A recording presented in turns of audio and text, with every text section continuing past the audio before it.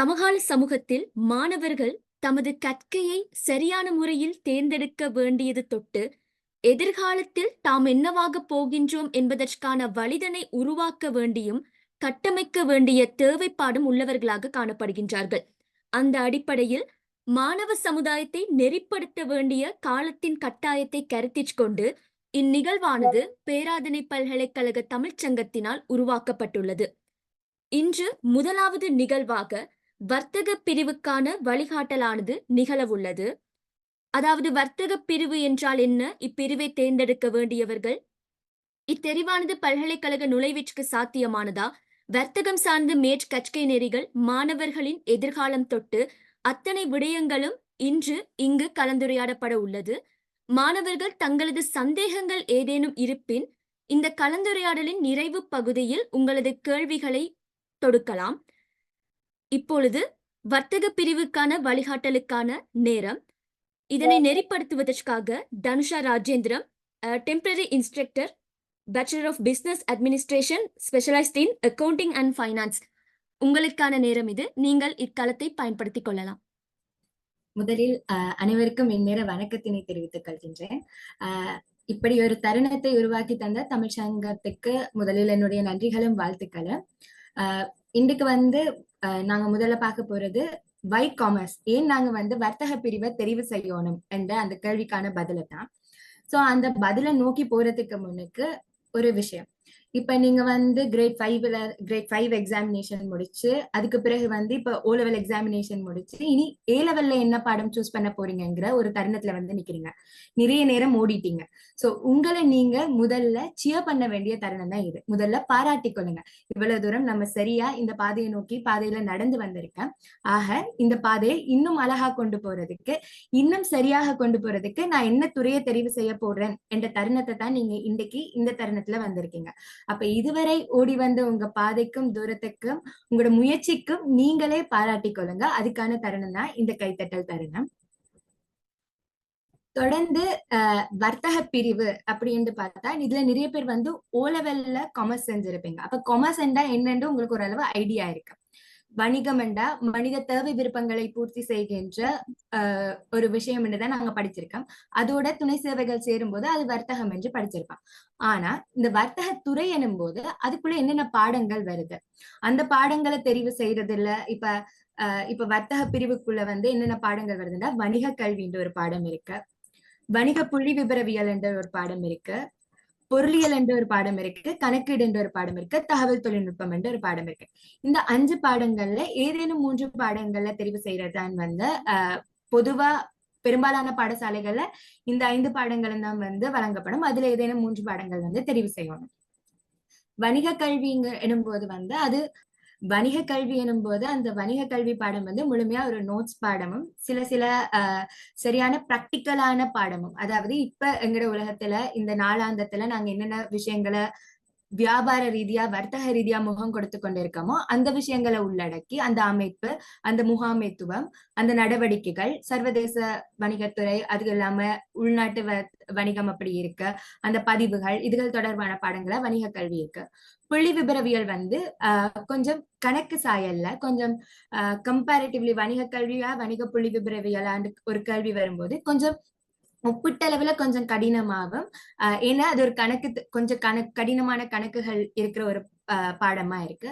பொருளியலின் போது அது சிற்றின பொருளியல், பேரின பொருளியல் என்று எங்களோட பொருளாதாரத்தை சுற்றின இலங்கை பொருளாதாரமா இருக்கட்டும், சர்வதேச பொருளாதாரமா இருக்கட்டும், இந்த விஷயங்களை உள்ளடக்கி காணப்படும்.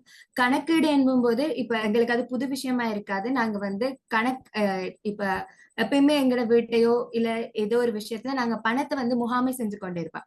சோ அது தொடர்பான ஒரு விஷயமா தான் கணக்கீடு இருக்கும். ஆனா அது நிறுவனத்தின பெர்ஸ்பெக்டிவ்ல அப்படி இருக்கும், தனி வியாபாரத்துக்கு அப்படி இருக்கும், கம்பெனிக்கு அப்படி இருக்கும். அந்த மாதிரி விஷயங்களையும் அது சார்ந்த நியமங்களையும் படிக்கிறது கணக்கீடு பாடமா இருக்கும். தகவல் தொழில்நுட்பம் எனும்போது இன்றைக்கு நாங்க முழுமையா மயமாக்கப்பட்ட ஒரு நிலையில இருக்கும்போது நாங்க அதிகமா பயன்படுத்துற ஒரு விஷயம் ஐடி. சோ அது சார்ந்த கற்கை நிறைய இந்த தகவல் தொழில்நுட்பம் இருக்கும். சோ இந்த 5 பாடங்களை ஏதேனும் 3 பாடங்களை தெரிவு செய்யறதன் மூலமா நாங்க வர்த்தக பிரிவுக்குள்ள அந்த எங்களோட முதல் படியை எடுத்து வைக்கலாம். இப்ப எங்க கேள்வி ஏன் நாங்க வர்த்தக பிரிவை 3 கேள்வி இருக்கு. ஏன் வர்த்தக பிரிவை தெரிவு செய்யணும், ஏன் வர்த்தக பிரிவை தெரிவு செய்யக்கூடாது, யார் இந்த பிரிவை தெரிவு செய்யணும். இப்ப நான் வந்து டாக்டரா எய்ம் பண்ற ஒரு ஆளையோ என்ஜினியரா எய்ம் பண்ணிட்டு இருக்க ஒரு ஆளையோ வந்து நீங்க வர்த்தகம் தான் படிக்கணும்னு சொல்ல போறது இல்ல. ஏண்டா அது அவங்களோட துறை சார்ந்த விருப்பம், அவங்க அதை நோக்கி போறாங்க. இப்ப நீங்க நிறைய பேர் வந்து க்ளூலெஸ்ஸா இருப்பீங்க. நான் அடுத்து என்ன செய்ய போறேன், என் லைஃப் எதை நோக்கி போக போகுது, என் எதிர்காலத்தை நான் எப்படி கட்டமைக்கிறது என்ற ஒரு டவுட்டோட நீங்க இருக்கிறீங்கன்னா, அப்ப உங்களுக்கு ஒரு சப்ஜெக்ட் சூஸ் பண்ணணும். எது என் லைஃப சரியா கூட்டிட்டு போகணுமே என்ற ஒரு டவுட் இருக்கும்போது உங்களுக்கு ஒரு சப்ஜெக்ட் சரியா சூஸ் பண்ண முடியுமானா, நிச்சயமா அதுக்கு ஒரு தீர்வா இருக்க போற சப்ஜெக்ட் தான் வந்து காமர்ஸ். சோ நார்மலா காமர்ஸ் என்று சொன்னோடனே நிறைய பேர் சொல்லுவாங்க, அது ஒரு ஈஸி சப்ஜெக்ட், படிக்கிற பிள்ளைகள் மோஸ்ட்லி காமர்ஸ் எடுக்க மாட்டாங்க, சுமாரா படிக்கிறவங்க தான் காமர்ஸ் எடுப்பாங்க. அது இல்லாம காமர்ஸ் படிச்சீங்கன்னா உங்களுக்கு எதிர்காலம் இல்ல, யூஸ் இல்ல. நிறைய பேர் காமர்ஸ் எடுக்கிறாங்க, பயோ படிங்க, டாக்டர் ஆகுங்க, மேத்ஸ் படிங்க, என்ஜினியர் ஆகுங்க. இந்த மாதிரி தான் காமனான மித் சில விஷயங்கள் சொல்லிட்டு இருப்பாங்க. ஆனா வர்த்தகத்துறை வந்து உண்மையாவே நான் சொல்றேன், அது எளிமையான ஒரு துறை தான். நீங்க படிக்கிறதுக்கும் உங்களுக்கு ஈஸியா இருக்கக்கூடிய, அண்டர்ஸ்டாண்டபிளா இருக்கக்கூடிய ஒரு துறை. அதனாலதான் எல்லாரும் சொல்றாங்க அது ஈஸி. ஆனா அது படிக்கிறது உங்களுக்கு யூஸ்லெஸ் என்று நீங்க நினைக்க கூடாது. அதுலயுமே எங்களுக்கு நிறைய பயன்படுற விஷயமும், நீண்ட காலத்துக்கு உங்களை சஸ்டெயினா வச்சுக்கக்கூடிய விஷயமும் வந்து இந்த துறையில இருக்கு. அப்ப அதனால நாங்க இந்த வர்த்தக துறையை தெரிவு செய்ய வேண்டிய தேவை எங்களுக்கு இருக்கு. அப்ப நீங்க இந்த கன்ஃபியூஸ் ஸ்டேஜ்ல இருக்கிற ஒரு ஆளா இருந்தீங்கன்னா, நான் என்ன துறை தெரிவு செய்ய போறேன், என்ன செய்யறேன்றே தெரியாம இருக்குங்கன்னா, நிச்சயமா உங்களுக்கு ஒரு தீர்வா இருக்க போற துறை தான் வந்து வர்த்தகத்துறை. சோ இந்த துறையில வந்து முதல்ல இந்த துறையை தெரிவு செய்யறது மூலமா எங்களுக்கு அந்த தொழில் வாய்ப்பு வந்து பரந்துபட்டதா ஒரு வைட் ஏரியாக்குள்ள போகும். நீங்க நிறைய ஆப்பர்ச்சுனிட்டிஸ வந்து கிராப் பண்ணக்கூடிய சான்ஸ் நீங்க காமர்ஸ் படிச்சா உங்களுக்கு இருக்கு.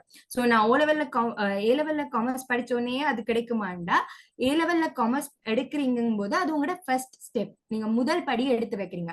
அந்த முதல் படியை நீங்க சரியா எடுத்து வைக்கும் போது தொடர்ந்து அதை நோக்கி நகர்ற உங்களோட பாதை வந்து சரியா இருக்கு. அப்ப வர்த்தகத்துறையில கற்பது மூலமா உங்களுக்கு வைட் ஏரியா, ஒரு பரந்துபட்ட தொழில் வாய்ப்பு உள்ள ஒரு சூழலுக்கு வந்து நீங்க செல்லக்கூடிய வாய்ப்பு இருக்கு. அது இல்லாம அந்த பாடப்பரப்பு நான் சொன்ன மாதிரி மிகவும் மிகவும் என்று சொல்றதுக்கு வந்து கொஞ்சம் பொய் தான். அதாவது கொஞ்சம் கஷ்டப்பட்டு படிக்க வேண்டிய ஒரு பாடம் தான். இருந்தாலும் எங்களால புரிந்து கொள்ளக்கூடிய தன்மையுடைய பாடங்களா தான் இருக்கும். ஏண்டா வந்து அஹ் இப்ப உங்க கையில ஒரு விஷயத்த ஈஸியா பாக்குற மாதிரி இருக்கும், இன்னொரு விஷயத்த மைக்ரோஸ்கோப் வச்சு பாக்குற மாதிரி இருக்கும். அப்ப நீங்க மைக்ரோஸ்கோப் வச்சு பாக்குற ஒரு விஷயத்த தெரிவு செய்வீங்களா, இல்ல ஈஸியா பாக்குற ஒரு விஷயத்த தெரிவு செய்வீங்களா? சோ அந்த ஆப்ஷன் தான் இது. இப்ப வர்த்தகத்துறையை எடுத்துக்கொண்டா நீங்க நாளாந்தம் ஃபேஸ் பண்ற ஒரு விஷயத்த, பிசினஸா இருக்கலாம், ஏதாவது கொடுக்கல் வாங்கல்களா இருக்கலாம், நீங்க நாளாந்தம் நடக்கிற ஒரு விஷயத்த பத்தி கொஞ்சம் டீப்பா படிக்க போறீங்க. அதோட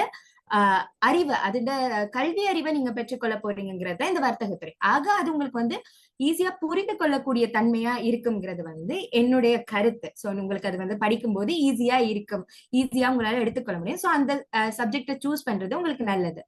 இப்ப அது முதலே சொன்ன அந்த விஷயம், உங்களோட டெய்லி ரூட்டீன்ல நடக்கிற விஷயங்களை தான் இப்ப நீங்க நியூஸ்ல பாக்குறதா இருக்கட்டும், கரண்ட் எக்கனாமிக்ஸ் சொல்லி நாங்க இப்ப ஃபேஸ் பண்ண கிரைசிஸா இருக்கட்டும், சரி, இந்த மாதிரி டெய்லி அப்டேட்ல இருக்கிற விஷயங்களோட அடிப்படைகளை தான் வந்து நாங்க வர்த்தகத்துறையில படிக்கிறோம்.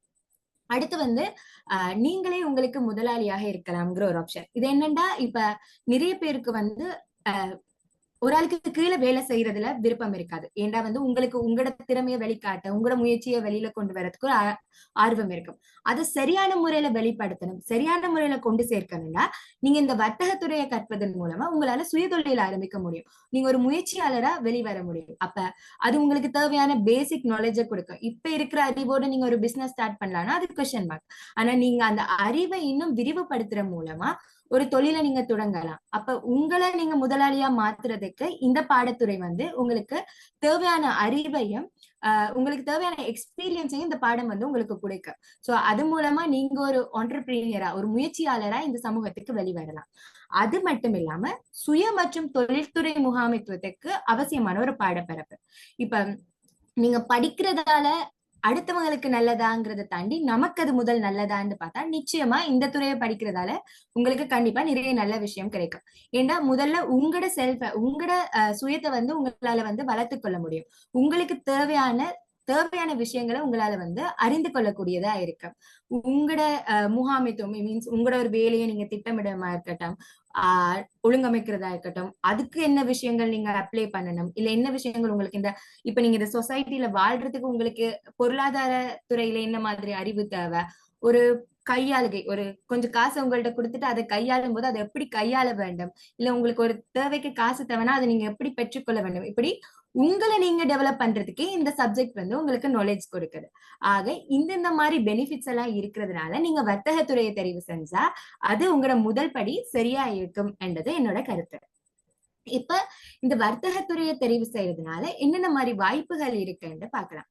சோ முதல்ல நான் சொல்ல போறது இந்த முயற்சியாண்மை தான். ஏன் நான் ப்ரிஃபரன்ஸ முதல்ல முயற்சியாண்மைக்கு கொடுக்குறேன்னா, இன்றைக்கு இலங்கை இருக்கிற நிலவரத்துல ஒரு ஒரு கம்பெனிக்கு கீழே நாங்க வேலை செய்யறோம்ங்கிறத தாண்டி நாங்க ஒரு நிறுவனத்தை உருவாக்கக்கூடிய, இல்ல நாங்க ஒரு முயற்சியாளரா மாறக்கூடிய சந்தர்ப்பம் இருக்குமே ஆனால் அது மிகவும் ஆரோக்கியமான ஒரு விஷயம். லைக் அது இந்த சமூகத்துக்கும் இந்த இலங்கைக்குமே, இலங்கை பொருளாதாரத்துக்குமே ஆரோக்கியமான விஷயம். சோ அப்படி ஒரு முயற்சியாளர் உருவாகணும்னா அவங்களுக்கு அவங்க வர்த்தகத்துறையை கற்க வேண்டிய தேவைப்பாடு இருக்கு. அது இல்லாம நார்மலா இப்ப காமர்ஸ் படிக்க போறீங்கன்னு யார்ட்டையாவது சொன்னீங்கன்னா, ஓகே அப்ப பேங்கர் ஆக போறீங்களா இல்ல அக்கௌண்டன்ட் ஆக போறீங்களா, இந்த 2 ஆப்ஷன்ஸ் தான் உங்களுக்கு தருவாங்க. ஒன்று அக்கௌண்டன்ட் ஆகலாம் இல்ல பேங்கர் ஆகலாம். பட் அது மட்டுமே இல்ல. இன்னைக்கு உலகளாவிய ரீதியில அதிகமா உழைக்கிற துறையில இந்த சார்ட்டர்ட் அக்கௌண்டன்ஸ் மற்றும் இந்த சீஃப் ஃபைனான்ஸ் எக்ஸிகூட்டிவ், அதாவது நிதி அதிகாரி என்று சொல்லி ஒவ்வொரு பிசினஸ்லயும் இருக்கிற முக்கியமான தரப்புல இருக்க முகாமைத்துவத்துல முக்கியமான உயர்மட்டத்துல இருக்கிறவங்க இன்றைக்கு உழைச்சு கொண்டிருக்காங்க அதிக சம்பளத்துக்கு கீழே. சோ இந்த துறையை தெரிவு செய்யறதன் மூலமும் நிச்சயமா உங்களால இப்ப காமர்ஸ் படிச்சோனே நீங்க அந்த லெவலுக்கு போகலான்னு நான் சொல்லல. ஆனா இது நீங்க எடுக்க போற ஃபர்ஸ்ட் ஸ்டெப் சரியா இருந்துச்சுன்னா நீங்க கரெக்டான ஒரு பாத்துக்குள்ள போக முடியும். அப்ப உங்களோட பாதையை சரியாக்குறதுக்கு இந்த வர்த்தகத்துறை தேவைப்படும். இப்ப நார்மலா அதுல நீங்க படிச்சிருப்பீங்க. இப்ப நான் சொன்னேன், இப்ப நான் சொல்லும் போதே சொன்னேன் பேங்கர் ஆகலாம், அக்கௌண்டன்ட் ஆகலாம். அது இல்லாம என்னென்ன இருக்கா, இப்ப மேனேஜ்மெண்ட் வந்தாலே அதுக்குள்ளேயே பல வகை மேனேஜ்மெண்ட் இருக்கு. இப்ப மனித வளங்களை முகாமைத்துவம் செய்யறதா இருக்கட்டும், உற்பத்தி நடைமுறைகளை முகாமைத்துவம் செய்யறதா இருக்கட்டும், சந்தைப்படுத்தல முகாமைத்துவம் செய்யறதா இருக்கட்டும், அப்படி முகாமைத்துவங்கள்லயே பல்வேறுபட்ட முகாமைத்துவ வகைகள் இருக்கு. சோ அதுல உங்களை ஸ்பெஷலைஸ் பண்ணலாம். சோ இந்த மாதிரி விஷயங்கள் எல்லாம் நீங்க படிக்கணும்னா ஆரம்பத்துல இப்ப நீங்க தெரிவு செய்ய வேண்டிய பாடம் வர்த்தகத்துறையா இருக்கலாம். அது இல்லாம பிறகு உங்களோட துறையை நோக்கி இந்த வர்த்தகத்துறையை கற்பதன் மூலம் வேறு பல, இப்ப ஒரு சாதாரண மனுஷனா நாங்க வாழும்போது எங்களுக்கு நிதி கல்வி அறிவு, அதாவது பைனான்சியல் லிட்ரஸி என்ற ஒரு விஷயம் இருக்கு. நாங்க எப்படி எங்களோட பணத்தை கையாளுறோம், நாங்க எந்த மாதிரி சேமிக்கிறோம், என்ன மாதிரி செலவழிக்கிறோம், இந்த மாதிரி நாலேஜ் எல்லாம் இருக்கணும். இதுக்கும் இந்த துறை உங்களுக்கு அவசியமா இருக்கு. ஆக மொத்தம் உங்களுக்கு நிறைய ஆப்ஷன்ஸ் இருக்கு. நான் முதல்ல ஒரு விஷயம் சொன்னேன், நீங்க வர்த்தகம் ஏன் தெரிவு செய்யணும்டா அது உங்களுக்கு ஒரு பரந்துபட்ட ஆப்பர்ச்சுனிட்டிஸ கொடுக்கும். நீங்க இன்றைக்குமே போயிட்டு நீங்க உட்கார்ந்து சர்ச் பண்ணீங்கன்னா உங்களுக்கு நான் என்னவாக போறேன்னு இனி நீங்க யோசிக்கலாம். இவ்வளவு ஆப்ஷன்ஸ் இருக்கு, இதுல எது எனக்கு சூட் ஆகும், உங்களோட கேரக்டரிஸ்டிக்ஸுக்கு உங்களோட விருப்பத்துக்கு எது சூட் ஆகும்னு இனி நீங்க செலக்ட் பண்ணி உங்களோட துறையை நீங்க தெரிவு செய்யலாம். சோ இப்ப நீங்க வர்த்தகத்துறையை தெரிவு செஞ்சு நீங்க சக்சஸ்ஃபுல்லா படிச்சிட்டீங்கன்னா அடுத்து என்னன்னு ஒரு கேள்வி வரும். ஒன்று நல்ல ரிசல்ட்ஸ், இனியில இருந்து நல்ல ரிசல்ட்ஸ் எடுத்தீங்கன்னா உங்களுக்கு யூனிவர்சிட்டி என்ட்ரன்ஸ் கிடைக்கும். இல்லைன்னா வேற என்ன படிக்கலாம், அந்த மாதிரி ஆப்ஷன்ஸ் தான் இப்ப கதைக்க போறோம். சோ வர்த்தக பிரிவு தெரிவு செய்யறதுனால நிறைய பல்கலைக்கழகங்களோட வாய்ப்பு இருக்கு. ஆனா இங்க கேள்விக்குறியான ஒரு விஷயம் என்னன்னா, நிறைய பேர் வர்த்தக பிரிவை தெரிவு செய்யறாங்க. சோ உங்களுக்கு காம்படிஷன் ஜாஸ்தியா இருக்கு. லைக் எல்லா துறையுமே இப்ப நல்ல காம்படிஷன் இருக்கு. நீங்க அவ்வளவு பெட்டரா பெர்ஃபார்ம் பண்றீங்களோ அவ்வளவு தூரம் உங்களுக்கு நீங்க என்ன விரும்புறீங்களோ அது கிடைக்கும். இப்ப நான் இந்த ஆப்ஷன்ஸ்லயே முதல்ல போட்டிருக்கிறது லோ. சோ காமர்ஸ் படிச்சா லோயர் ஆகலாமாங்கிறது நிறைய பேருக்கு டவுட். சோ லோயர் ஆகுறதுக்கு படிக்க வேண்டிய பாடங்கள்ல காமர்ஸுமே ஒரு பாடமா இருக்கு. காமர்ஸ்ல உள்ள சப்ஜெக்ட்ஸை நீங்க படிக்கிறது மூலமும் நீங்க நல்ல உங்களோட ஜட் ஸ்கோர் நல்ல நிலையில இருக்குமா இருந்தா நீங்க லோக்கு அப்ளை பண்ணலாம். சோ நிறைய பேருக்கு அந்த அவேர்னஸ் இல்ல, காமர்ஸ் படிச்சு லோயர் ஆகலாமாங்கிற மாதிரி டவுட் இருக்கு. ஆர்ட்ஸ் படிச்சாதான் லோயர் ஆகலாங்கிற ஒரு மித்தும் இருக்கு. சோ அது இந்த இடத்துல கிளியர் பண்ணணும்னா நான் ஃபர்ஸ்ட் ப்ரிஃபரன்ஸ் லோக்கு கொடுத்தேன்.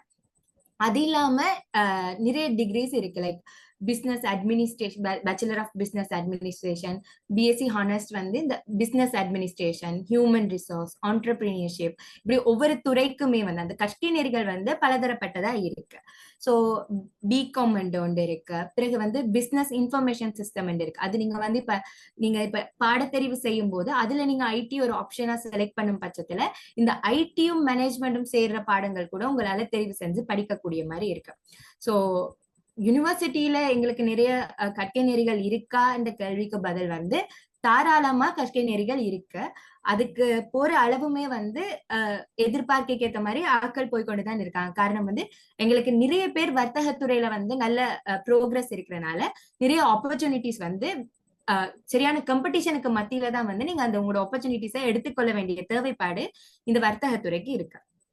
ஸோ நான் இதுல ஒரு ஸ்டாட்டிஸ்டிக்கல் திங்ஸ் ஒன்று தான் சொல்ல போறேன். இங்க வந்து நீங்க காமர்ஸ் ஃபீல்ட பாத்தீங்கன்னா 54,692 பேர் வந்து காமர்ஸ் எக்ஸாம், இப்ப காமர்ஸ் ஏ லெவல்ல காமர்ஸ் செஞ்சு எக்ஸாமுக்கு சிட் பண்ணி யூனிவர்சிட்டிக்கு எலிஜிபிள் ஆகுறாங்க. எலிஜிபிள் இன் த சென்ஸ் அந்த 3 பாடத்தையுமே வந்து பாஸ் பண்றாங்க. பாஸ் பண்ணினா அவங்க எலிஜிபிள் கேட்டகரி. சோ அந்த 3 பாடத்தையுமே 69% மாணாக்கள் கம்பேரிட்டிவ்லி மற்ற 3 சப்ஜெக்ட்ஸை நீங்க கம்பேர் பண்ணும்போது பாஸ் பண்ற வீதம் வந்து காமர்ஸ்ல கொஞ்சம் அதிகமாவே இருக்கு. காரணம் நான் சொன்ன அந்த பாடத்துல எளிமைத்தன்மை வந்து உங்களை அந்த 3 பாடத்தையும் கம்ப்ளீட் பண்றதுக்கு ஈஸியா இருக்கு. சோ அதுக்காக நான் சொல்ற பாடம் வெயிட் இல்ல, ஆனா ஓரளவு செய்யக்கூடிய மாதிரியான பாடம் தான் வர்த்தக துறையில காணப்படுது. அதனாலதான் அந்த யூனிவர்சிட்டி எலிஜிபிள் பெர்சன்டேஜ் வந்து அதிகமா இருக்கு. சோ இதுவும் அது ரிலேட்டடான டேட்டா தான். சோ இங்க வந்து கிட்டத்தட்ட 54,000 பேர் எடுத்து 36,000 பேர் வந்து பாஸ் ரேட்ல இருக்கிறாங்கன்னா அது ஒரு ஹெல்தியான விஷயம். அப்ப நீங்க ஒரு இப்ப கன்ஃபியூசிங் ஸ்டேஜ்ல இருக்கீங்க, இல்ல நீங்க எவரேஜா படிக்கிற ஒரு மாணவரா இருந்தா உங்களுக்கு இந்த ஏ லெவல முடிக்கணும், அப்படி ஏ லெவல சரியா கம்ப்ளீட் பண்ணணுங்கிற ஒரு தோட் இருக்கும் போது நீங்க இந்த துறையை தேர்வு செஞ்சீங்கன்னா உங்களால அந்த பாஸ் ரேட்டை நோக்கி நகர்றதுமே கூட உங்களுக்கு ஈஸியா இருக்குங்கிறது ஒரு கருத்து.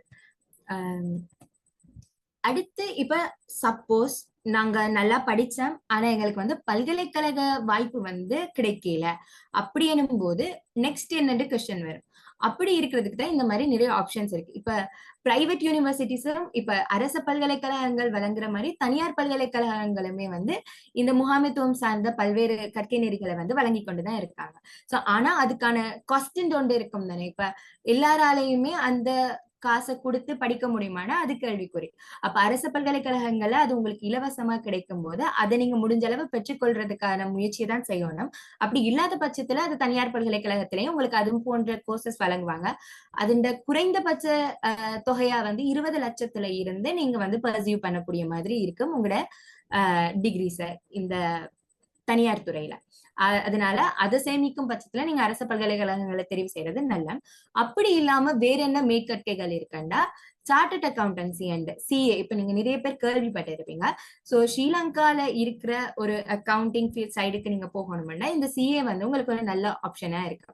அது இல்லாம கம்பெனி செக்ரட்டரி ஆகுறதுக்கு ஒரு பர்டிகுலர் கோர்ஸ் வந்து இருக்கு. ஸோ இந்த காமர்ஸ் ஃபீல்டுல படிக்கிறவங்க தான் இந்த கற்கை நெறியை நோக்கி நகருவாங்க. அடுத்து இந்த சிஎம்ஏ சொல்லி இது மேனேஜ்மெண்ட் அக்கௌண்டன்ட் ஆகுறதுக்கு. ஸோ இதெல்லாம் வந்து இந்த லெவலுக்கு உங்களுக்கு மேபி கொஞ்சம் புரிஞ்சு கொள்ள முடியாம இருக்கும். ஆனா இப்படியான கற்கை நெறிகள்லாம் இருக்கு. ஸோ ஏ லெவல் முடிச்சோன்னே பிளாங்கா இருக்காம இந்த மாதிரி சைடுலையும் இப்ப பேங்க் சைட்ல போயிட்டு பேங்கிங் கோர்சஸ் செய்யலாம். இந்த ஏசிசிஏ சிஐஎம்ஏ எடுத்தா அது இன்டர்நேஷனல் அப்ரூவ்ட் கோர்சஸ். சோ நீங்க வெளிநாட்டுல உங்களோட வேலை வாய்ப்புகளை தொடரணும்னு விரும்புனீங்கன்னா இந்த ஏசிசிஏவோ அல்லது சிஐஎம்ஏயோங்கிற அந்த கோர்சஸை வந்து செய்யக்கூடிய மாதிரி இருக்கு. அது இல்லாம நான் சொன்ன பல்வேறு தனியார் நிறுவனங்கள், தனியார் பல்கலைக்கழகங்களும் வந்து நிறைய மேனேஜ்மெண்ட் டிகிரிஸ் வந்து இன்டர்நேஷனல் பிசினஸ் மேனேஜ்மெண்ட் இல்லாட்டி நேஷனல் பிசினஸ் மேனேஜ்மெண்ட் அப்படின்னு சொல்லி பல்வேறு மேனேஜ்மெண்ட் டிகிரியை வந்து உங்களுக்கு வழங்குறாங்க. சோ அதை நீங்க கற்கக்கூடியதாக இருக்கு. ஆனா அது இலவசமா இருக்காதுங்கிறது தான் இங்க ஒரு விஷயம். அடுத்து முக்கியமான விஷயம் வேலை வாய்ப்பும் வர்த்தக கற்கை நெறிகளையும் தொடரும் மாணவர்களின் எதிர்காலம்.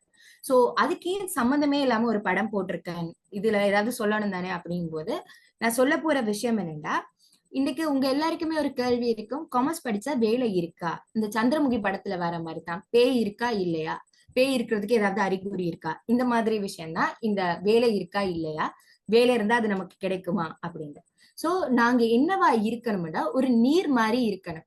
நீர் மாதிரி இருக்கணும்னா அந்த நீரை வந்து ஒரு போத்தல்ல வச்சா அது போத்தல் வடிவத்துல இருக்கும். அது அதே ஒரு குவளையில வச்சா அது குவளை வடிவத்துக்கு மாறும். அதே மாதிரி நாங்க இன்னொரு அமைப்புல வச்சோம்னா அந்த அமைப்புக்கு ஏற்ற வகையில அது தன்னை அடாப்ட் பண்ணிக்கணும். அதாவது நீர் எப்படி இருக்குன்னா தான் எந்த இடத்துல இருக்கிறோமோ அதுக்கேற்ற வகையில தன்னை சரியாக வடிவமைத்து கொண்டு இருக்க.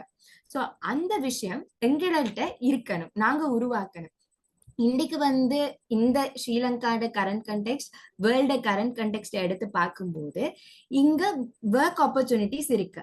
ஆனா அந்த வேலை வாய்ப்புகளை தகுதிப்படுத்திக் கொள்கிற நிலையில நாங்க தகுதி வாய்ந்த வழியில இருக்கிறோமாங்கிறது ஒரு கேள்விக்குறி. அது இல்லாம நாங்க தெரிவு செய்யற துறை எப்படி இருக்குங்கிறதும் ஒரு கேள்விக்குறி. இப்ப இன்றைக்கு நீங்க போயிட்டு ஐடி ஃபீல்டுல படிக்க போறீங்கன்னு போனீங்கன்னா ஐடிக்கு ஆல்ரெடி நிறைய சப்ளை இருக்கு. இப்ப நிறைய பேர் வந்து ஐடி படிச்சவங்களா தான் இருப்பாங்க. வேலையில்லா பட்டதாரியில வந்து சிவில் இன்ஜினியரிங் படிச்சவங்களுக்கு வந்து வேலை இல்ல, நிறைய ஒர்க் ஆப்பர்ச்சுனிட்டிஸ் வந்து அவங்களுக்கு இல்லைங்கிற மாதிரி தான் இன்றைக்கு ஐடி ஃபீல்டுக்கு வந்திருக்கு. அந்த மாதிரி காலப்போக்குல ஒவ்வொரு ஃபீல்டுமே வந்து இந்த வேலை வாய்ப்பின்மையை வந்து ஃபேஸ் பண்ற ஒரு தேவைப்பாடு, ஒரு நிலைமையோ ஏற்பட வாய்ப்பு இருக்கு.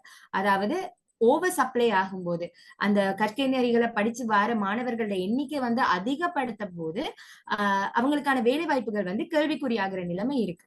ஆனா இந்த வர்த்தகத்துறையில நான் ஆரம்பத்திலே சொன்ன மாதிரி நாங்க ஒரு பரந்துபட்ட ஏரியால இருக்கிறதோட ஒரு முகாமைத்துவத்தை நோக்கி போற ஒரு ஃபீல்டுல இருக்கிறோம். இப்ப வர்த்தகத்துறையில உயர்மட்ட முகாமைத்துவத்தை நோக்கி அங்கட பாதை வந்து நகரலாம். அப்படி இருக்கும்போது ஒரு முகாமைத்துவத்தை கற்க வேண்டிய தேவையும் ஒரு நிறுவனத்துக்கு முகாமைத்துவத்திற தேவையும் வந்து அப்பயுமே இருக்கும். ஒரு ஆள் முகாமையாளரா இருந்தா அதை முகாமைத்துவம் செய்யணும் என்ற தேவைப்பட எப்பயுமே இருக்கு. அதனால இந்த ஃபீல்டு வந்து உங்களுக்கு கொஞ்சம் சஸ்டைனபிளா இருக்கு. உங்களோட வேலை வாய்ப்பு வந்து கேள்விக்குறியாக்குற நிலைக்கு உங்களை வந்து இந்த வர்த்தகத்துறை வந்து கொண்டு செல்லாதுங்கிறது வந்து என்னுடைய கருத்து. சோ இங்க நான் என்ன சொல்ல வந்தேன்னா, இப்ப நீங்க வந்து இந்த தண்ணி மாதிரி இருங்கன்னு நான் சொன்ன விஷயம் வந்து உங்களை இந்த சமூகத்துக்கு ஏற்ற வகையில அடாப்ட் பண்ணணும். இப்ப நீங்க ஏ லெவல் படிக்க போறீங்க, ஓ லெவல் முடிச்சிட்டீங்கன்னா இனி நீங்க உங்கள வந்து படிப்பை மட்டும் இல்லாம வேற என்னத்தை டெவலப் பண்ண போறீங்க அப்படின்னா ஃபர்ஸ்ட் ப்ரியாரிட்டி கொடுங்க கிரியேட்டிவ் திங்கிங். இப்ப இன்னைக்கு வந்து நீங்க எல்லாருமே ஒரு விஷயத்த செய்றீங்கன்னா கூகுள்ல இருந்து இன்டர்நெட்ல இருந்து எடுத்து உங்களோட சொந்த மூளைக்கு வேலையே இல்லாம ஆக்கிட்டீங்க. சோ அந்த சிந்தனை ஆற்றலை வளர்த்துக் கொள்ளுங்க. மத்தவங்களை விட நீங்க எந்த இடத்துல யூனிக்கா திங்க் பண்றீங்க என்றதை வளர்த்துக் கொள்ளுங்க. சோ உங்களோட வேலை வாய்ப்பு எப்படி தீர்மானிக்கப்படுதுன்னா உங்களோட யூனிக்னஸ் எங்க வெளியில வருதோ அந்த யூனிக்னஸ்ல தான் வந்து உங்களோட வேலை வாய்ப்பு தீர்மானிக்கப்படும். அது மட்டும் இல்லாம டீம் ஒர்க் பழகுங்க. எல்லாரோடையும் சேர்ந்து கட்டி ஒர்க் பண்ற அந்த அபிலிட்டி வச்சிருங்க. மீன்ஸ் அப்படின்னா நல்ல ஃப்ரெண்ட்லியா எல்லாரோடையும் மூவ் பண்ணக்கூடிய மாதிரி ரொம்ப தனிப்பட்ட ஒரு நபரா நீங்க இல்லாம உங்களோட ஸ்கில்ஸை டெவலப் பண்ணிக்கொள்ளுங்க. முக்கியமா டைம் மேனேஜ்மெண்ட். நம்ம ஸ்ரீலங்கால இருக்கிற முக்காவாசி பேர்கிட்ட இல்லாத ஒரே பழக்க வழக்கம் நேர முகாமைத்துவம் தான். அப்ப இதை நீங்க உங்களோட நாளாந்தத்துல பிராக்டிஸ் பண்ணி கொண்டு வரும்போது நீங்க இப்ப படிக்கிற ஒரு பாடநெறி வந்து இப்ப நீங்க ஒரு டிகிரி எடுத்துட்டீங்க, நீங்க ஒரு ஃபீல்டுல படிச்சுட்டீங்கன்னா உங்களுக்கு வேலை வாய்ப்பு கிடைக்கும். ஆனா அந்த வேலையில வந்து நீங்க உயர்ந்த நிலைக்கு போகணும். வேலை வாய்ப்புல நீங்க உயர்ந்த நிலைக்கு உங்களை தக்க வச்சு கொள்ளணும், நீங்க நிலைச்சிருக்கணும், நெக்ஸ்ட் லெவலுக்கு கரியர் growth இருக்கணும்னா கண்டிப்பா உங்கள்ட்ட இந்த மாதிரி ஸ்கில்ஸ் இருக்கணும். நீங்க வந்து இன்னைக்கு எங்களோட ஜெனரேஷன்ல இல்லாத முக்கியமான விஷயம் வந்து அடாப்டபிலிட்டி. நாங்க அந்த சூழ்நிலைகளுக்கு ஏத்த மாதிரி எங்களை பொருத்தி கொள்றது இல்ல. நாங்க ஒரு கம்ஃபர்ட் ஜோனுக்குள்ள இருந்து சூழ்நிலைகள் தான் அப்படி மாறணும்னு எதிர்பார்ப்போமே ஒழிய நாங்க அதுக்காக என்ன செய்யணும்னு அதுக்காக ஒர்க் பண்றது இல்ல. சோ அதனால அந்த அடாப்டபிலிட்டியையும் வந்து கொஞ்சம் அதிகரித்துக்கணும். ஒவ்வொரு விஷயத்தையும் நாங்க எப்படி பாக்குறோம், இப்ப ஒரு ஆளோட ஒரு பிரச்சனை வருதுன்னா நாங்க அதை எப்படி சால்வ் பண்ண போறோம், முதல்ல அது தோன்றதுக்கான காரணம் என்ன, இந்த மாதிரி விஷயங்கள் எல்லாத்தையும் இது உங்களுக்கு டூ ஏர்லியா இருந்தாலும் இந்த மாதிரி விஷயங்களும் ஒரு டெய்லி லைஃப்ல நீங்க பிராக்டிஸ் பண்ண ஆரம்பிக்கும் போது நீங்க நீங்க வேலை உலகத்துக்கு வரும்போது நீங்க அதுக்கு தகுதி வாய்ந்த ஒரு ஆளா வருவீங்க. இதுல முக்கியமான விஷயம் வந்து கம்யூனிகேஷன். சோ நீங்க என்ன நினைக்கிறீங்கிறத வந்து சரியா கன்வே பண்ணக்கூடிய அபிலிட்டி, அந்த ஸ்கில்ல நீங்க வளர்த்தீங்கன்னா நிச்சயமா இந்த வேலை வாய்ப்பு சமூகத்துல உங்களுக்கு நிச்சயமா ஒரு வேலை இருக்கு. ஆக மொத்தத்துல இந்த இதோட ஃபுல் ஆஃப் சமரி என்னன்னா, வர்த்தகத்துறையை தெரிவு செய்யும் போது உங்களுக்காக காணப்படுற வேலை வாய்ப்புகளோட அளவு வந்து அதிகமா இருக்கு. அது இல்லாம அந்த துறை வந்து உங்களுக்கு இலகுவாகவும் எளிமையாகவும் புரிந்து கொள்ளக்கூடிய தன்மையும் இருக்கு. அப்ப இப்படிப்பட்ட ஒரு துறையை நீங்க தெரிவு செய்வதன் மூலமா உங்களோட எதிர்காலமும் வந்து அழகா படியமைக்கக்கூடிய மாதிரி இருக்கும். அது ஒரு ஒரு ஒழுங்கான ஃப்ளோல போகக்கூடிய மாதிரி இருக்கும். இப்ப இதுக்காக நான் வர்த்தகத்துறையை எடுத்துட்டேன்னா எனக்கு வேலை கிடைச்சிடுமான்னா நிச்சயமா இல்ல. வர்த்தகத்துறையை எடுத்து அதுல நீங்க சரியா எஃபர்ட் போட்டு உங்களை சரியா நீங்க ஒரு தனிநபரா உங்களோட திறன்களை வளர்க்கிற பட்சத்துல நீங்க நல்லா படிச்சு அதுல உங்களோட திறமையை நீங்க மேக்சிமம் கொடுக்கும் பட்சத்துல வர்த்தகத்துறை வந்து ஒரு 4 துறைகள்ல ஒப்பிடும்போது வர்த்தகத்துறை உங்களுக்கு மிகவும் பொருத்தமான ஒரு துறையா இருக்கும் என்றதுதான் இந்த ஓவரால் சம்மரி. சோ இவ்வளவு நேரமும் பொறுமையா கேட்ட அனைவருக்கும் நன்றி. உங்களுக்கு ஏதாவது கேள்விகள் இருந்தா கேட்கலாம். வர்த்தக பிரிவு சார்ந்த நிறைய விஷயங்கள் வந்து இதுல சொல்லப்பட்டிருக்க அடிப்படையில, இதுல நிறைய பேர் வந்து ஜாயின் பண்ணி இருக்கிறீங்க. அதாவது வர்த்தக பிரிவு தெரிவு செய்வோமா இல்லையான்ற ஒரு கேள்விக்குறி இருக்கும். அதுல ஏதாவது சந்தேகங்கள் கூட உங்களுக்கு இருக்கலாம். அப்படி சந்தேகங்கள் இருந்தா நீங்க இந்த தருணத்துல வந்து இந்த தருணத்த உபயோகிச்சுட்டு இந்த கேள்விகள கேட்டுக்கொள்ளலாம்.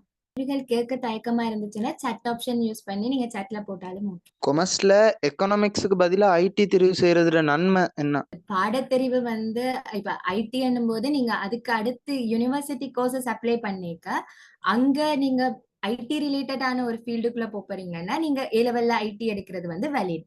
அண்ட் இப்ப எக்கனாமிக்ஸா ஐடி அண்ட் ஆப்ஷன் வரும்போது உங்களோட ப்ரிஃபரன்ஸும் நீங்க கொடுங்க. லைக் ஐடி உங்களுக்கு ஏற்புடைய சப்ஜெக்ட் அவங்களால படிக்கக்கூடிய மாதிரி இருக்குமா என்ன நிச்சயமா நீங்க ஐடி சூஸ் பண்றது நல்ல விஷயம். ஸோ இப்ப கரண்ட் வேர்ல்டுல வந்து ஐடி நாலேஜ் வந்து எதிர்பார்க்கிற அளவும் அதிகம் தானே. சோ நீங்க எக்கனாமிக்ஸா ஐடி ஆண்டு கொஸ்டின் வரும்போது ரெண்டு பாடத்திலயுமே ரெண்டு பாடமுமே வந்து உங்களோட ஜட் ஸ்கோருக்கு வந்து நல்ல ஸ்கோர் கொடுக்கக்கூடிய படம் தான். எக்கனாமிக்ஸ் எடுத்தீங்கன்னா எக்கனாமிக்ஸ் உங்களுக்கு நல்ல செய்யக்கூடிய மாதிரி பேப்பர்ஸ் ஃபேஸ் பண்ணுவீங்க. சோ உங்களோட ஸ்கோரை வந்து ஹை லெவலுக்கு கொண்டு போக யூஸ் ஆயிருக்கும். அப்ப நீங்க இதுதான் எடுக்கணும்னு நான் சொல்லல. ஆனா ஐடி இப்ப இந்த ஃபீல்டை நீங்க எப்படி ஃபியூச்சர்ல சூஸ் பண்ண போறீங்க? உங்களுக்கு ஐடி ஃபீல்டுக்குள்ள போற மாதிரி இல்ல பிசினஸ் அண்ட் ஐடி மேனேஜ்மெண்ட் இந்த மாதிரி சப்ஜெக்டுக்குள்ள போக விருப்பம்டா நீங்க ஏ லெவல்ல ஐடி எடுக்கிறது நல்லது. இல்ல நார்மலான மேனேஜ்மெண்ட் கோர்ஸே எனக்கு ஓகே அப்படி என்று யோசிச்சீங்கன்னா எக்கனாமிக்ஸ்குள்ள போறது ஓகே. அண்ட் சப்ஜெக்ட் வைஸாவும் நீங்க கொஞ்சம் டீடைல்டா பார்த்து இந்த விஷயங்கள்லாம் உங்களுக்கு ஓகேவா இருக்குமா என்றா நீங்க அதை சூஸ் பண்றது நல்லது. அடுத்து ஒரு சாட் பாக்ஸ்ல ஒரு கேள்வி வந்திருக்கு. டபிள்யூஏடி பத்தி சொல்ல முடியுமான்னு சொல்லி கேட்டிருக்காங்க. டபிள்யூஏடி வந்து எனக்கு எக்ஸ்பீரியன்ஸ் வைஸா நான் பிழையா சொல்லக்கூடாதுங்கிறதுனால நான் டபிள்யூஏடி செஞ்சது இல்லை. பட் எனக்கு கேள்விப்பட்ட அறிவுல வச்சு நான் இந்த தகவலை சொல்றேன். அதாவது இப்ப உங்களுக்கு ஃபவுண்டேஷன் லெவல் கோர்சஸ் மாதிரி தான் நான் டபிள்யூஏடியை பாக்குறேன். இப்ப நீங்க டபிள்யூஏடி படிச்சுட்டு இன்னொரு கோர்சஸ் செய்யும் போது அது உங்களோட பேசிக் லெவல் கோர்ஸா இருக்கும் என்று நினைக்கிறேன். ஆனா எனக்கு எக்ஸாக்டா உங்களுக்கு கன்ஃபார்மா சொல்ற அளவு அந்த டபிள்யூஏடில எனக்கு நாலேஜ் இல்லை. ஏன்னா நான் அந்த துறை செய்யல. So sorry for that. ஒரு கொஸ்டின் வந்திருக்கு. காமர்ஸ் ஸ்ட்ரீம்ல பிசினஸ்க்கு பதிலா ஐசிடி செய்யலாமா? அது வந்து இப்ப அதை டிசைட் பண்றது வந்து ஸ்கூல்ஸ் தான். ஸோ ஸ்கூல்ஸ்ல தான் வந்து ஆப்ஷன் கொடுப்பாங்க பிசினஸ் ஐடியா ஒரு எக்கனாமிக்ஸா ஐடியாண்டு. ஸோ மோஸ்ட்லி வந்து நீங்க பாடத்துறைகளை தெரிவு செய்யும் போது இந்த பிசினஸ் ஸ்டடிஸ் அண்ட் அக்கௌண்டிங் எடுக்கிறதோட ப்ரிஃபரன்ஸ் வந்து ஹையா இருக்கும் மோஸ்ட்லி. அப்ப நீங்க காமர்ஸ் ஃபீல்ட் செய்றீங்கன்னா அக்கௌண்டிங்கும் பிசினஸ் ஸ்டடிஸும் செஞ்சிருப்பீங்கிறதுக்கான எதிர்பார்க்கே அதிகமா இருக்கு. ஆனா அது வந்து பாடசாலை தான் வந்து தீர்மானம் எடுப்பாங்க. சில ஸ்கூல்ஸ்ல வந்து எக்கனாமிக்ஸ்க்கு ஆல்டர்னேட்டிவா தான் ஐடி கொடுப்பாங்க.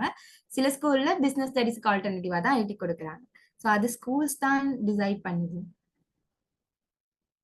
ஓகே. அடுத்த கொஸ்டின் வந்திருக்கு. சிஏட காஸ்ட் எவ்வளவு வரும்? Comparatively ACCA and CIMA compare பண்ணும்போது ஸ்ரீலங்கா அது சிஏ தானே ஸ்ரீலங்கன் காஸ்ட். ஸோ அது காஸ்ட் குறைவு. ஆனா இப்ப எக்ஸாக்டா இவ்வளவுதான் முடியும்னு எனக்கு சொல்ல முடியாது. அது வந்து ஒவ்வொரு பாடத்துக்கும் பரீட்சைக்குமான ஃபீஸ் மாதிரி எக்ஸ்பெக்ட் பண்ணோம். பட் அஃபோர்டபுள் பிரைஸ் தான் வந்து சிஏ. இப்ப நீங்க சிஐஎம்ஓ ஏசிசிஏ எடுக்க போனா அது யூஎஸ்டி கரன்சிக்கு ஏற்ற மாதிரி வரும். ஸோ இவ்வளவு ரவுண்ட் அப் அமௌண்ட்ல அது முடியும் என்று சொல்ற அளவுண்டா அது சிஏ இன்ஸ்டிடியூட்டையும் பிளஸ் நீங்க எத்தனை எக்ஸாம் செய்ய போறீங்க என்ன மாதிரி இது போகுமென்றதை பொறுத்து தான் ஸ்டடி மெட்டீரியல் பர்ச்சேஸ் பண்றது அது ரிலேட்டடான காஸ்ட் எல்லாம் வந்து சிஏ இன்ஸ்டியூட்டை கேட்கற ப்ராப்பரா நீங்க இன்ஃபர்மேஷன் தேவைன்னா இன்ஸ்டியூட்டை நாடுறது இல்ல அந்த இன்ஸ்டியூட் வெப்சைட்டுக்குள்ள போய் செக் பண்றது வந்து நல்லது. சிஏ இன்ஸ்டியூட் வெப்சைட் இருக்கு. ஸோ அது நீங்க கூகுள்ல சர்ச் பண்ணும்போதே ஃபர்ஸ்ட் ஆப்ஷன் சிஏன்னு அடிச்சாலே ஸ்ரீலங்கன் சார்ட்டர்ட் இன்ஸ்டியூட் வந்து ஆப்ஷன்ல வரும். ஸோ நீங்க அங்க வந்து உங்களோட கண்டெக்ட் இன்ஃபர்மேஷன்ல போய் டீடைல்ஸ் கேட்டீங்கன்னா உங்களுக்கு தேவையான நாலேஜ் வந்து ப்ராப்பரா கைட் பண்ணி கொடுப்பாங்க. ஓகே. Next question. ஒர்க் எவ்வளோ நாள்ல போக முடியும் காமர்ஸ் படிச்சா? அதாவது யூனிவர்சிட்டி போகாம நாங்க போகலாமா? யூனிவர்சிட்டி போகாம நீங்க ஒர்க்குக்கு இப்ப A-level முடிச்சதுனே காமர்ஸ் ஃபீல்டுல இருக்கவங்க நல்ல ஒரு பேசிக்கான ஒரு நல்ல ரிசல்ட்ஸ் வர்றதுக்கு முன்னே நிறைய பேர் பேங்க் சைட்ல போவாங்க, லைக் இன்டர்னா ஜாயின் பண்ணி அதுக்கு பிறகு அதுல கண்டினியூ பண்ணுவாங்க. இல்ல வேற job opportunities like basic accounting entry அந்த மாதிரி ஸ்டார்டட் ஜாப்ஸ்ல வந்து தங்களை பிளேஸ் பண்ணி கொள்ளலாம் A-level முடிச்சதுமே. ஆனா அதுல உங்களோட கரியர் growth இருக்கணும்னா நீங்க கண்டிப்பா ஏதாவது ஒன்று படிக்கணும். நீங்க ஒர்க்குக்கு நுழையிறதுக்கு காமர்ஸ் படிக்கிறது உங்களுக்கு ஓகே, பட் நீங்க ஒர்க்ல சஸ்டெயினா அடுத்த லெவலை நோக்கி போறேன்னா நீங்க கண்டிப்பா ஏதாவது ஒரு விஷயம் படிக்கணும். அது பிரைவேட்டாவோ ஏதோ ஒரு டிகிரி நீங்க படிக்கிறது பட்சத்துல மட்டும்தான் உங்களோட லைக் அதுல growth இருக்கும். நீங்க என்டர் ஆகுறதுக்கு வேணா காமர்ஸ் காணுமா இருக்கலாம், பட் அதுல growth வேணும்னா நீங்க கண்டிப்பா ஏதாவது படிக்கணும். லெவல் கொமர்ஸ் செய்யறதுக்கு ஓ லெவல் கொமர்ஸ் கட்டாயம் முக்கியமா? அதுவும் தம்பி சில ஸ்கூல்ஸ் தான் டிசைட் பண்றாங்க, லைக் மோஸ்ட்லி கட்டாயம் சொல்ல மாட்டாங்க. இப்ப O-level காமர்ஸ் செய்யாத ஆக்களை கூட A-level காமர்ஸ் செய்யக்கூடிய மாதிரி சில ஸ்கூல்ல விடுறாங்க. சில ஸ்கூல் அந்த ரிசல்ட்ஸை ப்ரொடியூஸ் பண்றதுக்காக அந்த காமர்ஸ் செஞ்சாதான் நீங்க செய்யலாம்னு ரிக்வயர் பண்றாங்க. பட் கட்டாயம் இல்ல, நீங்க A-level காமர்ஸ் படிக்கிறதுக்கு O-level காமர்ஸ் செஞ்சிருக்கணுங்கிற நிபந்தனைகள் இல்ல. பாடசாலை தான் அது அதுக்கு பிறகு தீர்மானிக்கும். ACCA செய்யறவங்க வந்து அது ரொம்ப நீண்ட கால பீரியட் செய்ய வேண்டியிருக்கிறதால இடையில இன்னொரு டிகிரி எது செய்யறோம்னா நீங்க எதை ரெஃபர் பண்ணீங்க? ACCA செய்யும் போது லைக் நீங்க வந்து பிரைவேட்டா ஒரு டிகிரி இப்ப IITலயோ இல்ல NIBMலயோ ஒரு பேசிக் பிசினஸ் மேனேஜ்மெண்ட் டிகிரியோ இல்ல அவங்களோட ஃபீல்டு வந்து இப்ப ACCA வந்து அக்கௌண்டன்சி ஃபீல்டா தானே போகும், Yeah. லைக் ஃபைனான்ஸ் ஓரியன்டா அக்கௌண்டன்சி ஓரியன்டா போகும். ஸோ காமனா ஒரு ஜெனரல் மேனேஜ்மெண்ட் டிகிரி ப்ரிஃபர் பண்ணி செய்யறா லைக் இல்லாட்டி வேற ஏதாவது ஃபீல்டுல இப்ப இது அதாவது லைக் அதுல நாங்க BIT செய்யறது வந்து அதுக்கு வர்த்தா இருக்குமா? ரெண்டையும் சேர்த்து செஞ்சுட்டு போறது. சாரி என்னது? பேச்சுலர் ஆஃப் ஐடி செய்யறது எப்படி இருக்குமா? அந்த ACCA செய்யறது வந்து லைக் இதுதான் நீங்க வந்து அவட பர்சன்ட கரியரை பொறுத்து தான், பட் நீங்க டிஃபரன்ஸான 2 டிகிரி செய்யும் போது அது உங்களோட குவாலிஃபிகேஷன்ல அடட் குவாலிஃபிகேஷனா தான் இருக்கும். சேம் நேம்ல டிஃப்ரெண்டா செய்யாம வித்தியாசமான ஒரு ஃபீல்டுக்குள்ள போறது வந்து ஹெல்தியான ஒரு விஷயம் தான். லைக் ஐடி சைடு நீங்க சூஸ் பண்ணலாம், அப்ப உங்கள்ட்ட போத் நாலேஜ் இருக்குன்னு தானே. Okay, thank you miss. தேங்க்யூ. அடுத்த கேள்வி ஒன்று வந்திருக்கு. ஏஎல்ல ஐடி எடுக்காம யூனில ஐடி கோர்ஸ் போட்டா அப்ளை பண்ணா கிடைக்குமா? அதுல வந்து 2 விஷயம் இருக்கு. அது வந்து ஒவ்வொரு யூனிவர்சிட்டி ப்ரொவைட் பண்ற ஐடி கோர்சஸை பொறுத்து சிலதுல வந்து ஐடி கட்டாயம் கேக்குறாங்க, அண்ட் சில courses business and information system என்று சொல்லி ஜெயப்புர யூனிவர்சிட்டியில இதுல கால் பண்றதுல வந்து அவங்க ஐடி நெசசரி பண்ணல, பட் மொரட்டுவேல கால் பண்ணதுல வந்து ஐடி நெசசரி. ஸோ அது வந்து யூனிவர்சிட்டி ரிக்வயர் பண்றது டிஃபரன்ஸ் ஆகும். ஸோ கொஞ்சம் அந்த பல்கலைக்கழக மானிய குழுவால வந்து பல்கலைக்கழக தெரிவு தொடர்பா ஒரு புத்தகம் வெளியிடுவாங்க. அதுல நீங்க கோத்ரூ பண்ணீங்கன்னா அதுவும் கூகுள்ல உங்களால பார்க்க முடியும். அதுல ஒவ்வொரு கற்கை நெறிக்கும் என்னென்ன பாடங்கள் அவசியம் அப்படின்னு இருக்கு. சோ நீங்க எந்த கற்கை நெறிய கற்க விரும்புறீங்களோ அதுக்கு என்ன பாடம் தேவைன்னு பார்த்து படிச்சீங்கன்னா உங்களோட பாதையை வந்து சரியா கொண்டு போற மாதிரி இருக்கு. ஸோ ஐடி சில கோர்சஸுக்கு ஐடி எக்ஸ்பெக்ட் கட்டாயம் தேவைன்னு சொல்றாங்க, சிலது தேவையில்லை. ஸோ அது அந்த யூனிவர்சிட்டி டிகிரிஸை பொறுத்து தான் அது டிசைட் ஆகுது. ஓஎல் வரலாறு அல்லது வணிகம் பாடத்துல கட்டாயம் சி தேவையா? கணிதம் ரிசல்ட்ஸ் போதாதா? எனக்கு தெரிஞ்சு இந்த ஓவராலா பாடம் எல்லாம் கம்ப்ளீட் O-level கம்ப்ளீட் பண்ண A-level செய்யலாங்கிறது தான் எனக்கு தெரிஞ்ச அறிவுக்கு எப்ப இருக்கு. ஸோ அதை டிசைட் பண்ண போறது வந்து பாடசாலைகளோட திட்டங்கள்லயும் அவங்க என்ன விஷயத்தை எக்ஸ்பெக்ட் பண்றாங்கிறதுலயும் தான் இருக்கு. சில பாடங்கள்ல மேத்ஸ் அண்ட் காமர்ஸ், சில ஸ்கூல்ஸ்ல O-level மேத்ஸ் அண்ட் காமர்ஸ் வந்து நல்ல ரிசல்ட்ஸ் இருந்தா மட்டும்தான் A-level காமர்ஸ் செய்ய விடுவாங்க. ஸோ அப்படியெல்லாம் அது ஸ்கூலுக்கு ஏத்த மாதிரி தான் டிசைட் ஆகுது.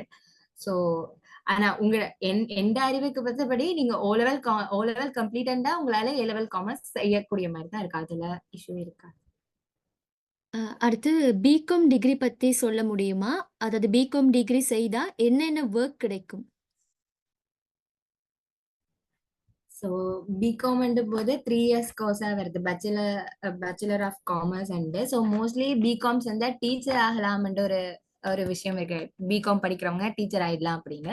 ஸோ அது மட்டும் இல்ல அவங்களுமே கூட பேசிக் மேனேஜ்மெண்ட் டிகிரி எடுக்கிறவங்க மாதிரி நார்மலா ஆடிட் ஃபார்ம்ஸ்ல ஒர்க் பண்ணலாம், அது ரிலேட்டடா அவங்கள அப்டேட் பண்ணலாம், டேக்ஸ் சைடுக்குள்ள ஒர்க் பண்ணலாம்.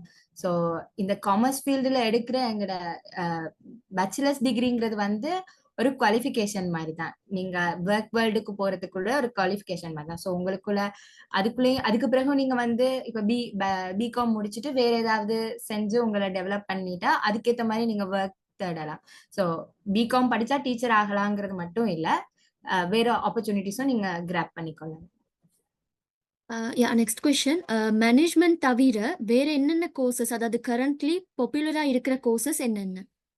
நான் அதுல கொஞ்சம் விஷயம் ஷேர் பண்ணியிருந்தேன் முதல்ல சொல்லிக்கு என்னென்ன டிகிரிஸ் இருக்குன்னு.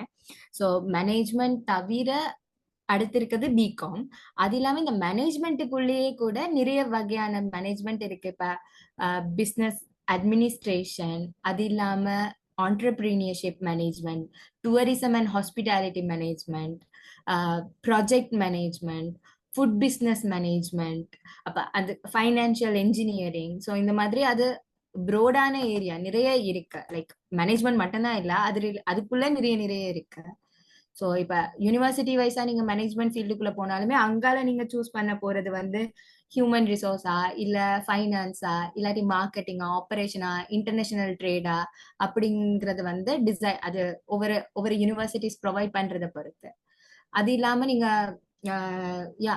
அந்த காமர்ஸ் இல்லாம லைக் ப்ரொஃபஷனல் குவாலிஃபிகேஷன் வந்தா சிஏ, சிமா, ஏசிசிஏ இந்த மாதிரி விஷயங்கள். அடுத்த ஒரு கொஸ்டின் வந்திருக்கு, அதாவது ஜட்ஸ்கோ 1 பாயிண்ட் எடுத்திருக்க ஒரு பர்சனால வந்து யூனிவர்சிட்டி கோர்சஸ்ல வந்து அப்ளை பண்ணக்கூடியதா இருக்குமான்ற மாதிரி. யூனிவர்சிட்டிக்கு அப்ளை பண்றதுக்கான பேசிக் குவாலிஃபிகேஷன் வந்து 3 பாடமும் பாஸ் இருக்கணும். ஆனா இப்ப 1 பாயிண்ட் எடுக்கிற பட்சத்துல அவங்களுக்கு அந்த அந்த அவங்களுக்கு பிடிச்ச கோர்சஸ் ரீச் பண்றது வந்து ஹார்டா இருக்கும். ஏன்டா நான் சொன்ன மாதிரி இது சரியான கம்பெடிஷன் நிறைஞ்ச நல்ல ஸ்கோர் இருக்கிறவங்க நிறைய பேர் இருப்பாங்க. பட் ட்ரை பண்ணலாம். அண்ட் அந்த அப்டிடியூட் எக்ஸாம் செஞ்சு செய்யற மாதிரி ஆப்ஷன்ஸ் இருக்கும்போது அதை யூஸ் பண்ணலாம். இப்ப டிரான்ஸ்லேஷன் ஸ்டடீஸ், ஃபைனான்சியல் இன்ஜினியரிங், சில பெர்டிகுலர் ஏரியாவுக்கு வந்து அப்டிடியூட் எக்ஸாம் செஞ்சு நாங்க வந்து யூனிவர்சிட்டி என்ட்ரன்ஸ் எடுத்துக்கலாம். ஸோ அந்த விஷயங்களை யூஸ் பண்ற மூலமா இந்த ஜிபிஏ இந்த ஜட்ஸ்கோரை வச்சு நாங்க ரீச் பண்ணலாம். ஆனா லைக் நார்மலா இப்ப மேனேஜ்மெண்ட்டை ரீச் பண்றதுக்கு வந்து நல்ல ஜட்ஸ்கோர் எக்ஸ்பெக்ட் பண்ணுவாங்க. மோர் தென் ஒரு 1.5 ஆச்சும் 1.3 ஆச்சும் இருக்கணும் எக்ஸ்பெக்ட் பண்ணுவாங்க. ஆனா ட்ரை பண்ணலாம். 3 பாஸ் எடுத்தவங்களுமே எலிஜிபிள் தான் யூனிவர்சிட்டி என்ட்ரன்ஸுக்கு. So if the case sometimes கிடைக்கலாம். நெக்ஸ்ட் கொஸ்டின், பிகாம் செய்யறவங்க எக்ஸ்டர்னலா எந்த கோர்ஸ் செய்யறது நல்ல மண்டு கேட்டிருக்காங்க. which means parallel பிகாம் செய்து கொண்டு இருக்கும் போது எக்ஸ்டர்னலா என்ன செய்யலாம்? எனக்கு தெரிஞ்சு பிகாம் செய்யறவங்க அதுக்கு பிறகு டிகிரி அந்த பிகாமோட இப்ப பிகாம் பேச்சுலர்ஸ் ஆஃப் காமர்ஸ் தானே. ஸோ வேற ஏதாவது அவங்க நெரோ டவுன் பண்ணி ஸ்பெஷலைஸ் பண்றேன்னா பண்ணலாம். இப்ப சில பேர் வந்து காமர்ஸ் நான் சொன்னேன் பிகாம் படிச்சுட்டு ஆடிட் ஃபீல்டுக்குள்ள போவாங்க, இல்ல டாக்ஸேஷன் ஃபீல்டுக்குள்ள போவாங்க. அப்படின்னா அவங்க அக்கௌண்டிங் ரிலேட்டடான ஏதாவது அது ரிலேட்டடான கோர்சஸ் ஏதாவது படிக்கலாம். இந்த HNDA கோர்சஸ்ல அக்கௌண்டன்சிக்கு மட்டும் ப்ரிஃபரன்ஸ் கொடுக்குற மாதிரி ஒரு கோர்ஸ் இருக்கு. HNDAல அக்கௌண்டிங் ஸ்பெஷல் பண்ற மாதிரி, ஸோ HNDAல மேனேஜ்மெண்ட் பண்ற மாதிரி இருக்கு.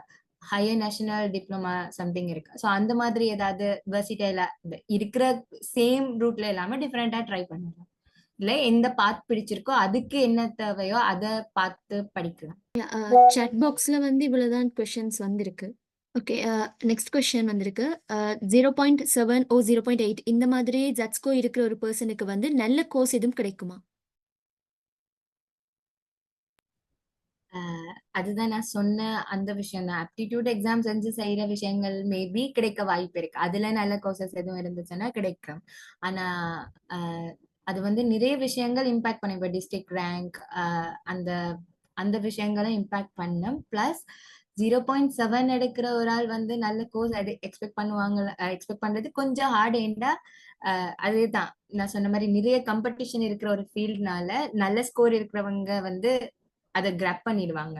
ஸோ இது கொஞ்சம் மிஸ் ஆகிடும். ஸோ ஹையர் லெவல்ல இருக்க கோர்சஸ் கிடைக்கிறதுக்கான சான்ஸ் வந்து குறைதான். அண்ட் இன்னொரு கொஸ்டின் வந்திருக்கு, பேங்கிங் அண்ட் இன்சூரன்ஸ் தொடர்பு, அதாவது பேங்கிங் ரிலேட்டடான கோர்சஸ் பத்தி எதுவும் சொல்ல முடியுமான்னு சொல்லி. அதாவது அதுல வந்து ஒர்க் ஈஸியா கிடைக்குமா? அப்படி ஃபர்ஸ்ட் ஆஃப் ஆல் ஒர்க் கிடைக்குமா அண்ட் ஈஸியா கிடைக்குமா பேங்க் ரிலேட்டடா? ஸோ எனக்கு தெரிஞ்ச எந்த நாலேஜுக்கு நான் அந்த ஃபீல்டுல இல்ல, பட் எனக்கு தெரிஞ்ச நாலேஜ்ல நார்மலா பேங்க்ல வந்து இன்டர்ன்ஷிப் கால் பண்ணினா டக்குன்னு உங்களுக்கு பேங்க்ல ஆப்பர்ச்சுனிட்டி கிடைக்கும், ஒர்க் ஆப்பர்ச்சுனிட்டி கிடைக்கும் வித் காமர்ஸ் நாலேஜ். இப்ப நீங்க ஏ காமர்ஸ் செஞ்சிருந்தீங்கன்னா அது உங்களுக்கு குவாலிஃபிகேஷன் பேங்க்குள்ள என்டர் ஆகுறதுக்கு. ஸோ அப்புறம் நீங்க அது உங்களோட ஜாப் நீங்க அங்க பெர்மனன்ட் பண்ணிட்டீங்கன்னா உங்களுக்கு அடுத்தடுத்த லெவலுக்கு நீங்க போகணும்னா அங்க பேங்கிங் கோர்சஸ் வந்து ப்ரொவைட் பண்ணுவாங்க. லைக் அந்த ஃபீல்டுக்குள்ள பேங்கிங் கோர்சஸ் ப்ரொவைட் பண்ணுவாங்க. அதை கிளியர் பண்ற மூலமா நீங்க வந்து அப்ப லெவலுக்கு போகலாம். பட் அதுலயுமே சீனியர் லெவலுக்கு போறேன்னா டிகிரி வந்து ரிக்வயர் பண்ணுவாங்க. பட் பேங்கிங் கோர்சஸ் வந்து ஒரு குவாலிஃபிகேஷன் உங்களுக்கு அதுல கொஞ்சம் பெட்டர் பண்றது. ஒரு கொஸ்டின் வந்திருக்கு, அதாவது ஓ லெவல்ல ஹிஸ்டரி பாஸ் பண்ணணுமா ஈவன் காமர்ஸ் செய்யறதுக்கு அப்படின்ற மாதிரி. யூஸ்வலா இந்த ஏ லெவல் சப்ஜெக்ட்ஸ் ஏ லெவல் செய்யறதுக்கு சில சப்ஜெக்ட்ஸ் வந்து கட்டாயம் பாஸ் பண்ணி இருக்கணும். அந்த சப்ஜெக்ட்ஸ் கம்ப்ளீட் பண்ணா ஓகேன்னு நினைக்கிறேன். அதுல வந்து ஹிஸ்டரியும் முக்கியமான சப்ஜெக்ட்னு தான் நினைக்கிறேன். அந்த 6 சப்ஜெக்ட் கட்டாயம் கம்ப்ளீட் பண்ணாதான் ஏ லெவல் செய்யலாம் என்ற மாதிரி ஒரு ஆப்ஷன் இருக்கு. பட் எனக்கு அது சரியா தெரியல. சோ எனக்கு அதுக்கு ஆன்சர் சரியா தெரியல. ஓகே, நெக்ஸ்ட் பேங்கிங், அதாவது பேங்க் சைட் ஒர்க் போகணும்னா யூனி போனாதான் செய்ய முடியுமா அந்த ஒர்க்னு கேட்டிருக்காங்க. இல்ல நான் தான் சொன்னேன், பேங்க்குள்ள என்டர் ஆகுறதுக்கு வந்து உங்களுக்கு ஏ லெவல்ல நீங்க இப்ப ஏ லெவல் காமர்ஸ் முடிச்சிருந்தாலே ஓகே. நீங்க அந்த இன்டர்ன்ஷிப் கால் பண்ணும்போது இன்டர்னா அப்ளை பண்ணி 6 மாசம் இன்டர்ன்ஷிப் செஞ்சு அதுக்கு பிறகு நீங்க அங்க உங்களோட பர்ஃபார்மன்ஸையும் உங்களோட அபிலிட்டியும் காட்டுறது மூலமா ஜாப்பை நீங்க வந்து ஷோ பண்ணி வச்சுக்கொள்ளணும். அதுக்கு பிறகு நீங்க உங்க எக்ஸ்ட்ராவா ஏதாவது படிக்கிற மூலமா தான் அதுல growth இருக்கு உங்களுக்கு. சோ பேங்க்குள்ள இனிஷியலா நுழையிறதுக்கு, அதாவது ஆரம்பமா நீங்க நுழையிறதுக்கு கட்டாயம் உங்களுக்கு வந்து ஒரு டிகிரி இருக்கணும்னு அவசியம் இல்லை.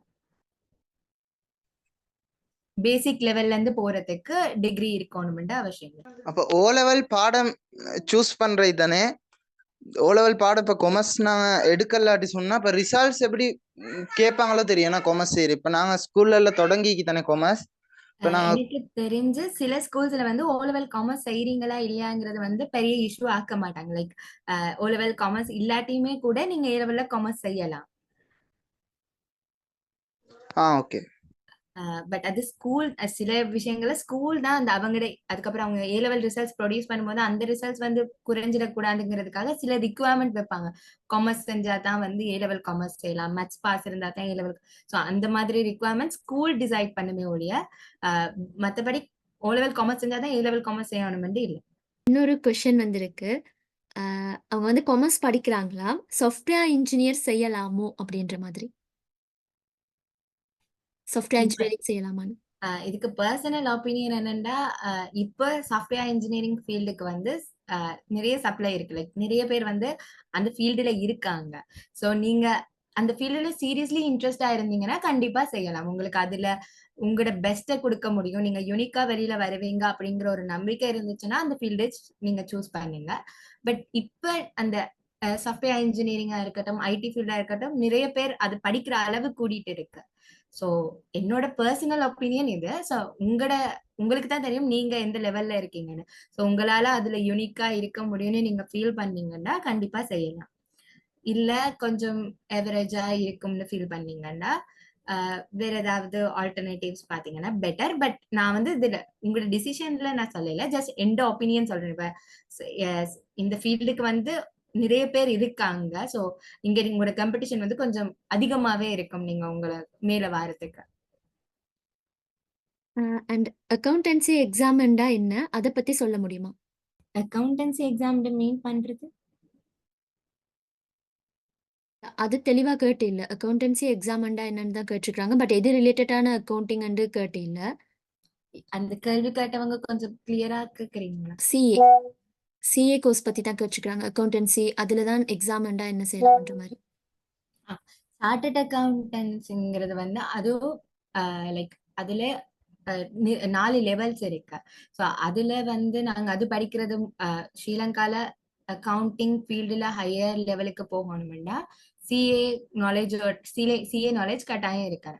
ஸோ அங்க வந்து ஒவ்வொரு லெவலுக்கு ஒவ்வொரு எக்ஸாம்ஸ் நாங்க கம்ப்ளீட் பண்ணணும். அது சப்ஜெக்ட் வைஸா இருக்கும். இப்போ டாக்ஸ், லோ, பேசிக் மேனேஜ்மெண்ட் சப்ஜெக்ட்ஸ், அது இல்லாம ஆடிட், இந்த மாதிரி சப்ஜெக்ட்ஸ் இருக்கும். அந்த சப்ஜெக்ட்ஸ் வந்து நாங்க படிச்சு எக்ஸாம் செஞ்சு அடுத்தடுத்த லெவல் செஞ்சு அதுக்கு லைக் சிஏல மேல போறதுக்கு வந்து செகண்ட் லெவலுக்கு பிறகு நாங்க போறதுக்கு எங்களுக்கு 3 years work 2 years work experience expect பண்ணுவாங்க. ஸோ இந்த மாதிரி விஷயங்கள்லாம் இருக்கு சார்ட்டர்ட் அக்கௌண்டன்சி படிக்கிறதுக்கு.